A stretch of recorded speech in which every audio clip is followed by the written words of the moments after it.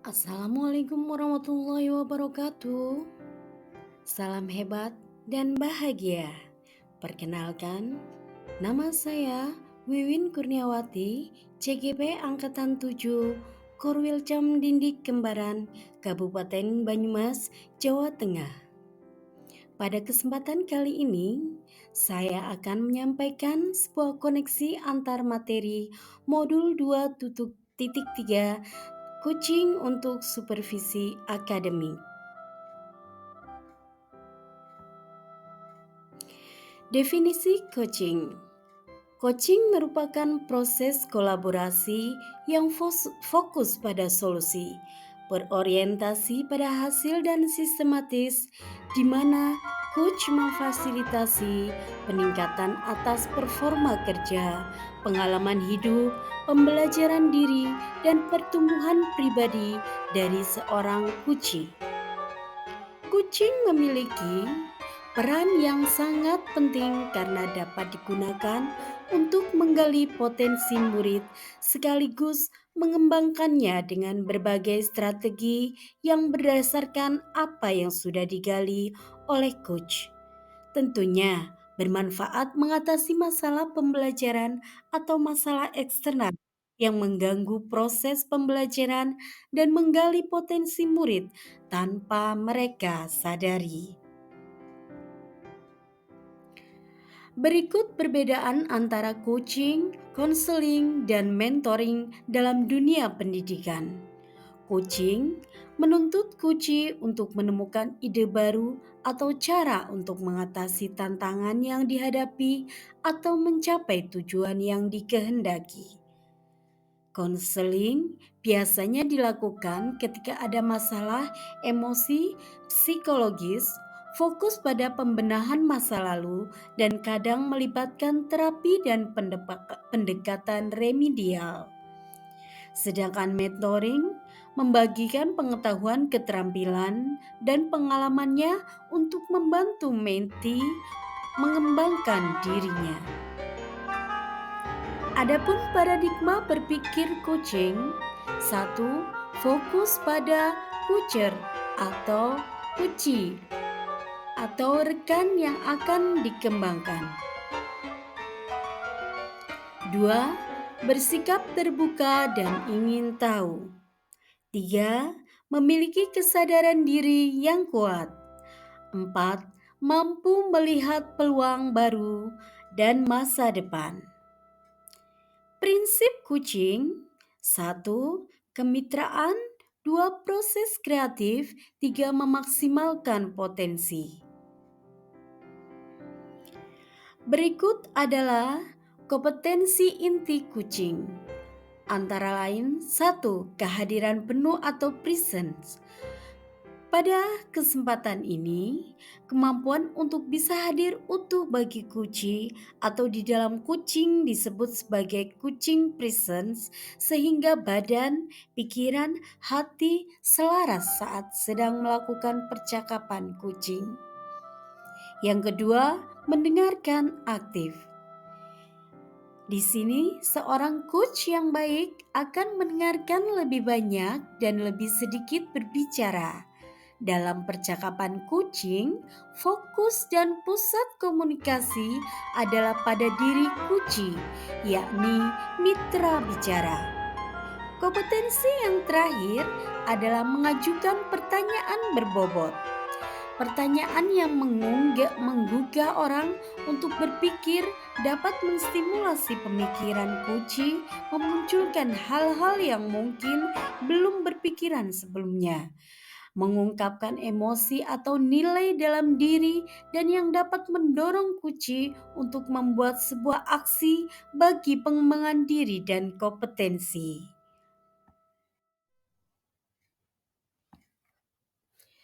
Berikut koneksi coaching dengan modul sebelumnya. Yang pertama adalah koneksi coaching dengan filosofi Ki Hajar Dewantara. Sebagai coachee, untuk menentukan kekuatan, kodrat, dan potensinya untuk bisa hidup sesuai tuntutan alam dan zaman. Hal ini sejalan dengan pemikiran sang maestro pendidikan Indonesia, Ki Hajar Dewantoro, di mana menurutnya pendidikan itu adalah ada pada proses menuntun yang dilakukan guru untuk mengubah perilaku murid sehingga dapat hidup sesuai dengan kodratnya. Yang kedua, proses coaching terhadap nilai dan peran guru. Kucing memiliki peran yang sangat penting karena dapat digunakan untuk menggali potensi murid sekaligus mengembangkannya dengan berbagai strategi yang berdasarkan apa yang sudah digali oleh coach. Tentunya bermanfaat mengatasi masalah pembelajaran atau masalah eksternal yang mengganggu proses pembelajaran dan menggali potensi murid tanpa mereka sadari. Peran guru dalam kegiatan coaching adalah membantu murid untuk belajar dan bertumbuh dengan mengajukan pertanyaan berbobot yang dapat memicu kesadaran diri dan memprovokasi tindakan kreatif murid, menciptakan suasana yang nyaman dan rasa percaya untuk memberikan kebebasan dan kemerdekaan dengan mengajukan pertanyaan-pertanyaan yang reflektif untuk menjadikan murid kuat secara kodrati. Dengan demikian, diharapkan guru dapat menuntun peserta didik untuk menemukan solusi di setiap permasalahan dan meraih prestasi terbaik dengan kekuatan yang dimilikinya. Selanjutnya, konektivitas kucing dengan pembelajaran berdiferensiasi. Sistem Among yang dianut oleh Ki Hajar Dewantoro menjadikan guru dalam perannya sebagai mitra muridnya untuk melejitkan kodrat yang mereka miliki. Salah satunya adalah mengintegrasikan pembelajaran berdiferensiasi ke dalam pembelajaran, di mana pembelajaran harus disesuaikan dengan minat, profil, dan kesiapan belajar, sehingga pembelajaran dapat mengakomodir kebutuhan individu peserta didik. Dalam hal ini, Ki Hajar Dewantoro mengibaratkan bahwa guru adalah petani dan peserta didik adalah tanaman, dan setiap individu peserta didik adalah tanaman yang berbeda. Jika tanaman padi membutuhkan banyak air, tentu akan berbeda perlakuannya terhadap tanaman jagung yang justru membutuhkan tempat yang kering untuk tumbuh dengan baik.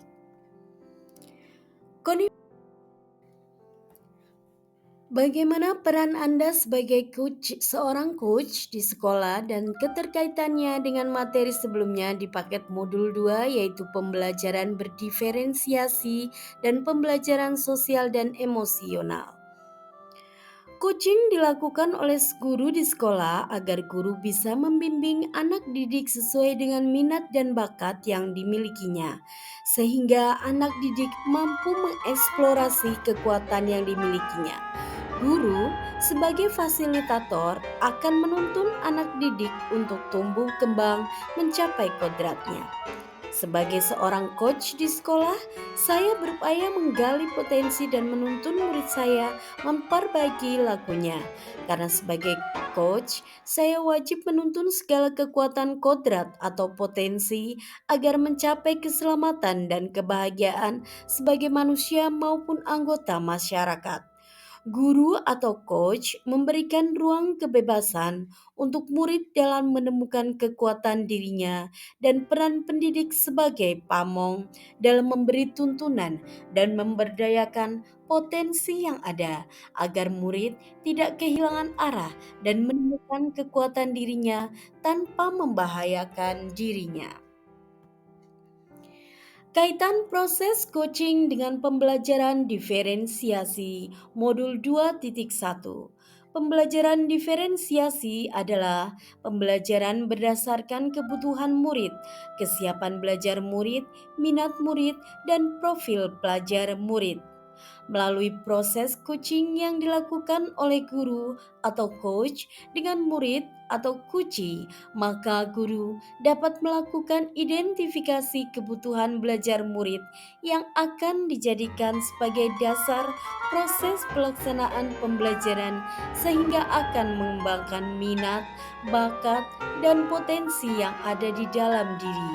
Dengan demikian, akan terwujud pembelajaran yang merdeka yang dapat mencapai keselamatan dan kebahagiaan yang setinggi-tingginya.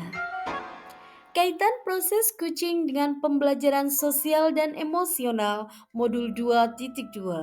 Pembelajaran sosial dan emosional merupakan pembelajaran kolaboratif mengenai pengendalian emosi dalam diri yang meliputi kesadaran diri, manajemen diri, pengambilan keputusan yang bertanggung jawab, kesadaran sosial dan keterampilan berelasi. PSE sangat mendukung proses coaching, sementara proses coaching sangat diperlukan pemahaman tentang PSE. Karena melalui PSE, maka baik coach dan coachee akan saling menghargai sehingga dapat hadir sepenuhnya dalam proses coaching. Presence, mendengarkan dengan rasa, ada rasa ingin tahu dari coach dan menimbulkan empati. Bagaimana keterkaitan keterampilan coaching dengan pengembangan kompetensi sebagai pemimpin pembelajaran? Tuturi Handayani menjadi kekuatan dalam pendekatan proses coaching dengan pemberdayaan Andayani atau Handayani, semua kekuatan diri pada murid. Sebagai memberdayakan sebagai seorang guru, pendidik atau pamong dengan semangat tuturi Handayani, maka perlulah kita menghayati dan membenahi cara berpikir atau paradigma berpikir Ki Hajar Dewantara sebelum melakukan pendampingan dengan pendekatan coaching sebagai salah pendekatan komunikasi dengan semangat among atau menuntun.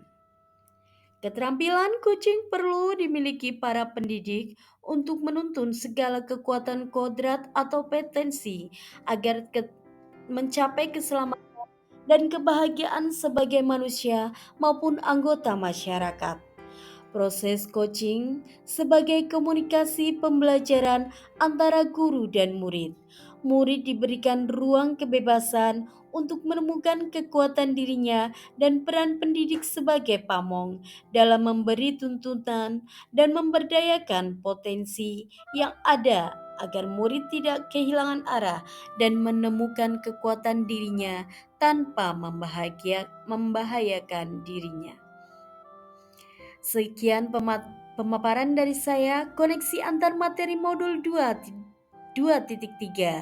Semoga bermanfaat. Wassalamualaikum warahmatullahi wabarakatuh.